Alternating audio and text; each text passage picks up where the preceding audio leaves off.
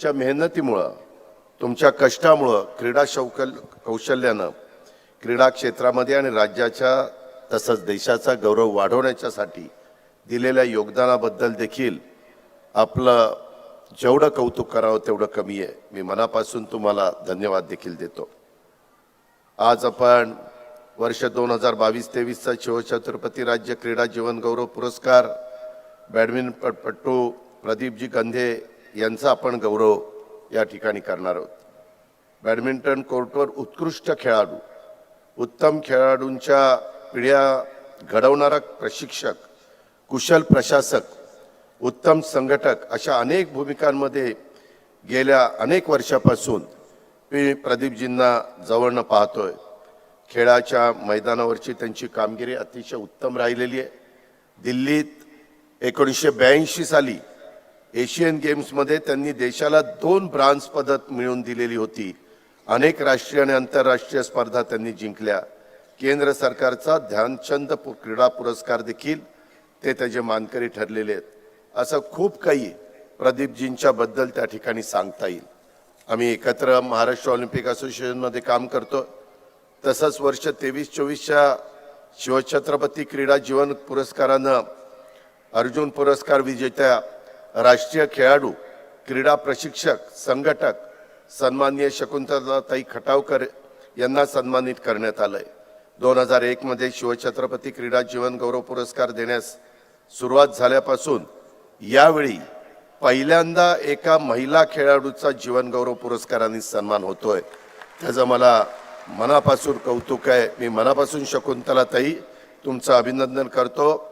मला माहिती आहे की 1979 ते 82 या 4 वर्षात शकुंतलाताईंनी 106 राष्ट्रीय सामने खेळले आणि राष्ट्रीय स्पर्धेत 8 वेळेला तुमच्या माझ्या महाराष्ट्राला त्यांनी विजय मिळवून दिला.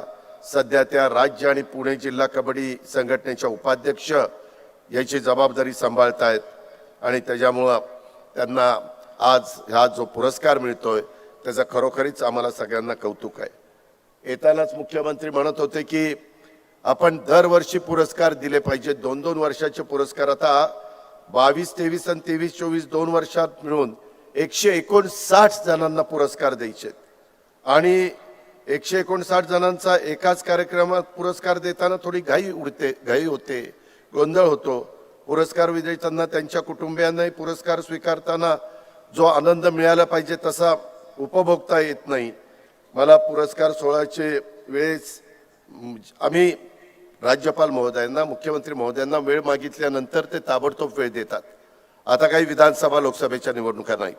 माझी दत्तामामा, अनिल डिगीकर, सोनवणे सगळ्यांना विनंती आहे की पुढच्या वर्षी दरवर्षीचा पुरस्कार दरवर्षीच दिला गेला पाहिजे. त्याच्यात कुठली अडचण येऊन देऊ नका. आज तुम्ही सांगितलेलं आहे की आमच्याकडे लक्ष द्या. 7,20 कोटीमध्ये त्या बाबतीमध्ये काय आम्हाला तुम्ही देताय.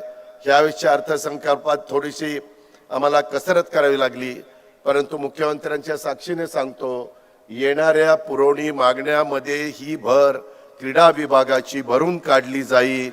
आपण फक्त जोरात काम करा, त्याच्यामध्ये कुठं काही अडचण येऊन देऊ नका.